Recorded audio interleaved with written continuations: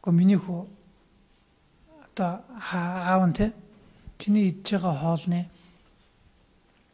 ширхэг будаан хүртэл аавынх нь ариун цагаан хөтөлмөр шүү. Хаач ямар ч шашин байдаг байлаа гэсэн, юу ч байлаа гэсэн. Би нэг ариун мөрөөр л явсан даа минийх.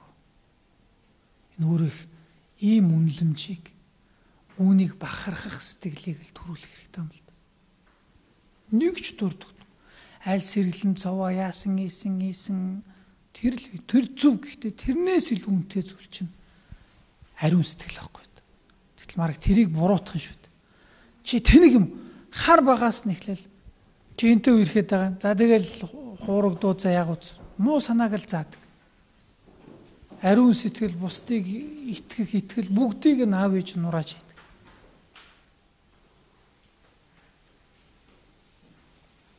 Цэцэрлэгийн хүүхдүүд үгүй нэг хоорондоо ингэ маажилцсан байлаа л тийм. Маажсан байлаа гэд хэн маажцсан тэр маажсан. Тэг юу гэж хэлдэг гэж? Сөрөөд маажихгүй яасан.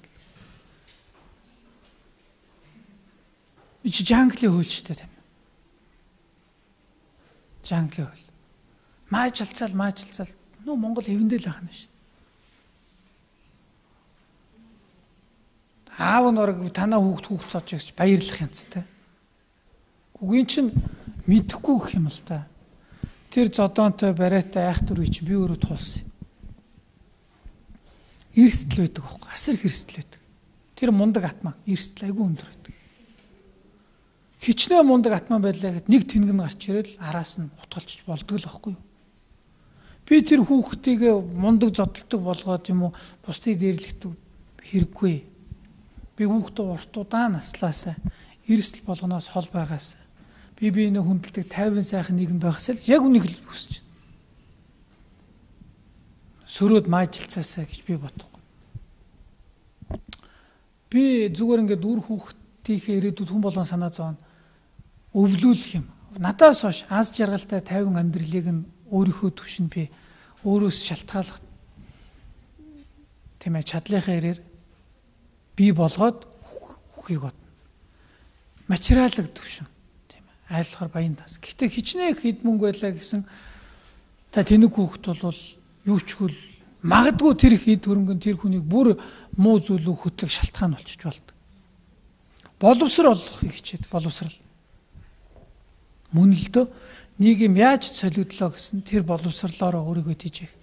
Гэхдээ намайг одоо жишээлбэл анх энэтхэг сурчаад 10 жил өвчнөө олон залуучууд мундаг залуучууд төгсөөл цаашаа бүр хөгжингүү орнуудад очиод мундаг боловсралтай залуучууд. Гэхдээ харамсалтай нь тэднээс архинд орцсон байна.